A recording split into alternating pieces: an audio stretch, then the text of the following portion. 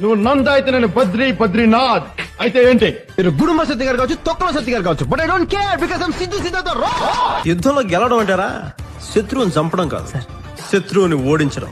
గ్రాముల్లో కిలోలో కాదు, టన్నులు లెక్కనిస్తాను.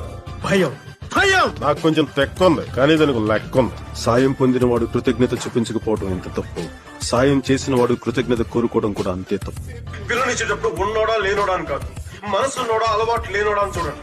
ఎందుకంటే సంపాదిస్తే డబ్బు వస్తుంది కానీ సంస్కారం రాదు. ఎక్కడికైనా ఇలాగే వస్తా, ఇలాగే ఉంటా, జనంలో ఉంటా, జనంలా ఉంటా.